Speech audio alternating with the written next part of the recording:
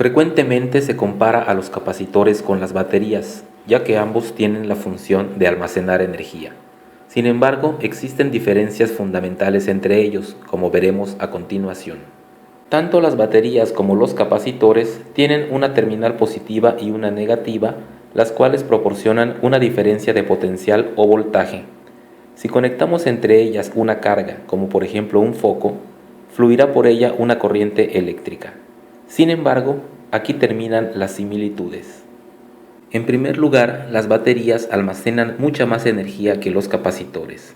Vamos a comparar una pila AAA alcalina con un capacitor de 4700 microfaradios cargado a 1.5 volts, el mismo voltaje que proporciona la pila. Mientras que la pila puede almacenar una energía total de 5000 joules, el capacitor por su lado almacena una energía de 0.005 joules.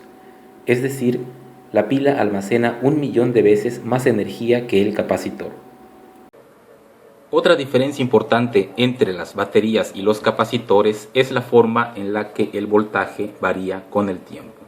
Si nosotros hacemos una gráfica para una batería del voltaje contra el tiempo, una batería, por ejemplo, una pila AA de 1.5 volts nominales, cuando la batería está nueva, tiene un voltaje aproximadamente de 1.65 volts.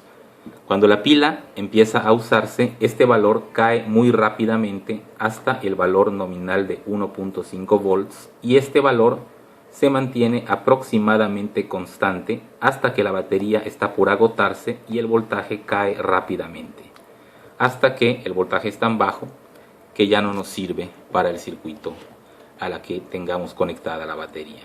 Los capacitores, por otro lado, si hacemos el mismo tipo de gráfica, graficamos voltaje contra tiempo y el capacitor lo cargamos a 1.5 volts, entonces veremos que conforme se empieza a usar la energía del capacitor, el voltaje cae continuamente, a diferencia de las baterías en las cuales tenemos un rango de tiempo bastante largo en donde el voltaje es constante.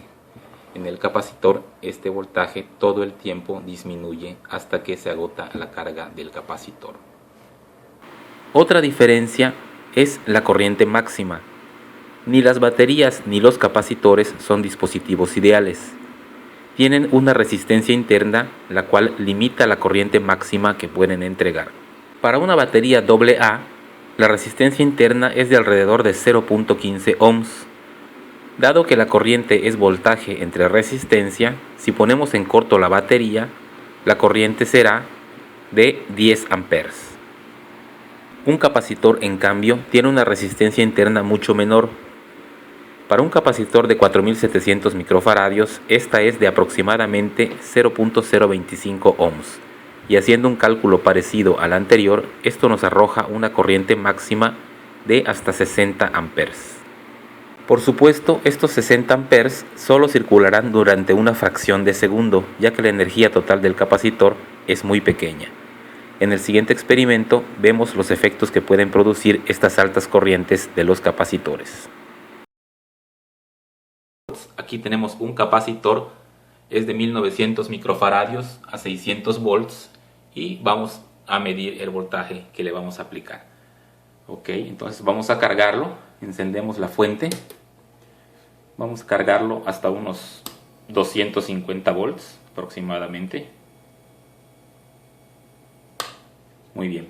Y ahora vamos a tomar un pedazo de papel de aluminio y vamos a ponerlo entre las terminales del capacitor y observemos lo que sucede.